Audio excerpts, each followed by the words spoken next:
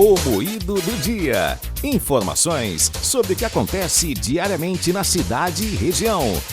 O serviço estava fora do ar desde 5 de maio, 150 dias antes das eleições. Mas agora que o pleito passou, o serviço volta a funcionar normalmente para que as pessoas possam tirar novos títulos. Mas para falar melhor sobre o assunto, nós vamos conversar agora com o auxiliar de cartório, Alan de Andrade. Bom dia, Alan. Bom dia. Alan, o que é preciso para tirar o título de eleitor? O título eleitoral, para ser emitido, ele estava suspenso em razão da legislação eleitoral, que diz que nos 150 dias que antecedem o pleito, o cadastro eleitoral ele é fechado. Então, após as eleições, a partir do dia 8 de novembro, segundo o calendário eleitoral, a resolução do TSE, que estabelece o calendário eleitoral, que será reaberto o cadastro eleitoral. E aí o eleitor pode tanto comparecer ao fórum eleitoral para poder tirar o título de eleitor, ou fazer transferência, ou fazer alguma alteração cadastral, quanto ele também tem a possibilidade de fazer isso pela internet. Ele vai preencher os dados e anexar a foto da identidade, frente e verso, uma selfie segurando a frente da identidade e um comprovante de residência em nome próprio ou em nome de uma pessoa que ela possa comprovar vínculo. No caso de transferência, esse comprovante ele não é do mês atual. Ele tem que ser no mínimo de 3 meses e no máximo de 1 ano. Nos demais casos, como o primeiro título ou na revisão eleitoral, que é o caso de alteração cadastral, esse comprovante de residência ele tem que ser do mês atual. Você mesmo falou, né, agora sobre utilizar a internet, né? O e-título ganhou muitas ferramentas nos últimos meses. O eleitor ele pode fazer muitas coisas utilizando o e-título, né? Quais são os serviços disponíveis nesse aplicativo? Bom, pelo aplicativo, o que você pode fazer é emitir, que é uma coisa que se procura muito no fórum, para questão de faculdade, de trabalho, de curso de vigilante, porte de arma. As pessoas precisam ter certidão de quitação eleitoral e certidão de crimes eleitorais.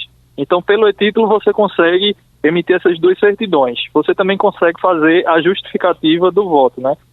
Quem deixou de votar consegue justificar lá pelo aplicativo e-título.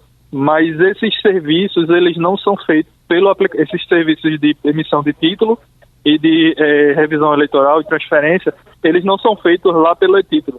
Eles são feitos pela página do TSE. Para quem quiser ter acesso, é www.tse.jus.br e lá tem uma parte de autoatendimento.